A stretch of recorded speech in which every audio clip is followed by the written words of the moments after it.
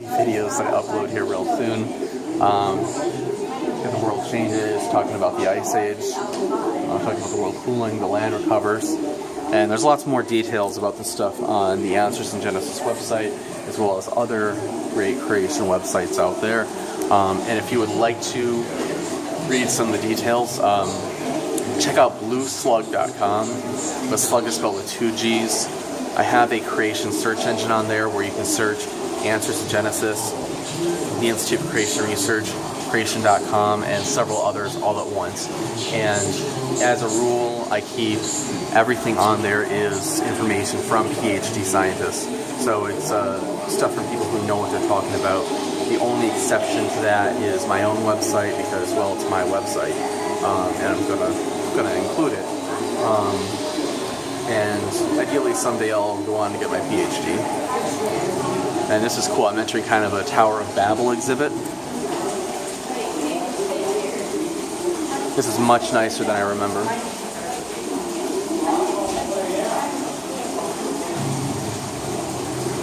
I kind of wonder if they redid the paint.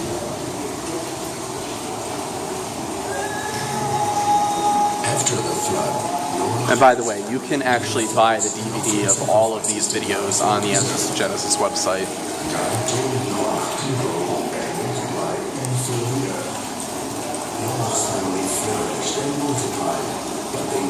I don't remember what these things are called. Part of Babylonian mythology. But here we have a exhibit showing that all human beings are one race. And one of the pictures they have on here is something that I've mentioned before quite a few times.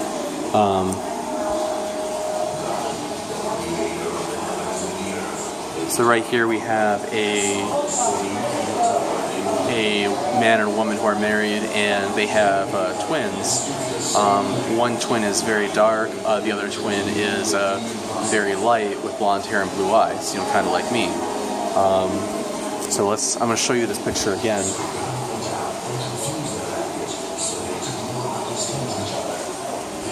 So this is something that's kind of interesting because in Hispanic countries, you will see this sort of thing all the time, as I mentioned yesterday. So you'll have it where you have one mom, one dad, and you'll have kids that are very light with like blonde hair or red hair. And then the other end, you'll have kids who are very dark, and it's all within the same family. And in Spanish countries, they have a saying. They'll say, well, we all come from Adam and Eve. And that's a good saying, and it's very, very true.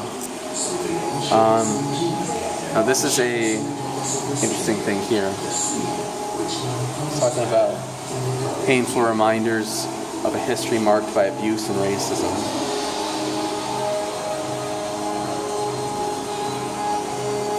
And they have here a picture of Otabanga, who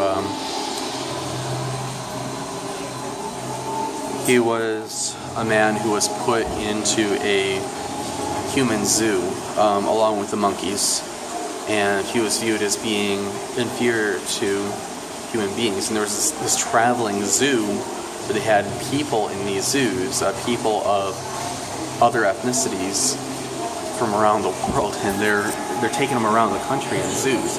And it was Christians who fought against this and said, no, this is wrong. It is kind of sad these days how liberals want to rewrite history and say, oh, well, we were the ones who fought against racism.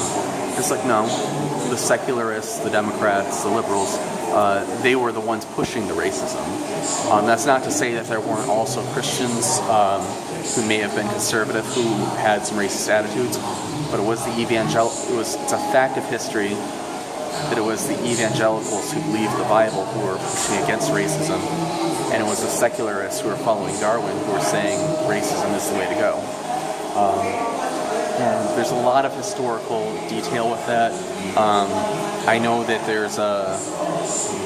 I can't quite do it justice, just on this one video, so forgive me for that, guys. I will try to do more of a detailed history later, because obviously race-based slavery existed before Darwin and things like that, but even the late Stephen Jay Gould said that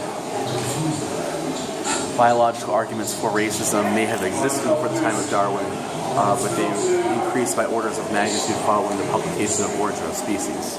And yes, that's a paraphrase, but I think it's pretty close to what he said. So here we have it where people spread out from the Tower of Babel to the various parts of the world, and people who went into the deep south, they would end up developing a darker skin tone. People who went to the far north where the ice was, a darker skin tone would actually was actually not good that far north because it blocked your ability to get vitamin D. You're wearing a lot of clothes, like I'm wearing a lot of clothes right now, bundled up, so you're not getting a lot of sunlight. Also, you're trying to stay inside, so not enough vitamin D is not a good thing. This is why, especially if you live in a northern climate, you should be taking vitamin D tablets. But lighter skin didn't block the UV, so people were able to get the vitamin D they needed. But further south, people needed darker skin to protect them from the sunlight. Somebody like me, if you live in the far south, you're more likely, and by far south we're talking about, in these terms, you're more likely to get skin cancer. So people who are very light would have been more prone to skin cancer, and over time, that would mean proportions of different melanin levels would tend to go in a certain direction.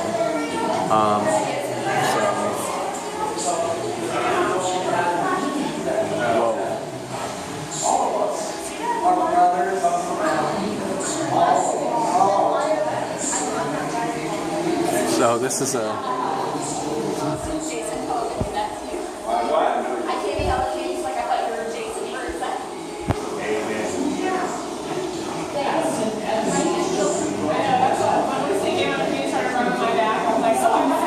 I think that's interesting with Isaiah 9:6. For a child is born to us, and his name shall be called Wonderful Counselor, the Mighty God, the Everlasting Father, the Prince of Peace. I think this is interesting when you're talking about people who try to say that Jesus is not God, like Jehovah's Witnesses. So you have it where, this child is being called Wonderful Counselor, he's being called the Mighty God, he's being called the Everlasting Father, he's being called the Prince of Peace. So it's like, is Jesus divine? Is he God? Well, the Bible says that yes, he is God. And he actually attributes the name of the Lord to himself quite a few times in the New Testament, and uses the same name in Greek that Jehovah's Witnesses will translate as being Jehovah. So it's really something that when you look at the Bible and you translate things consistently, that Jesus is Lord.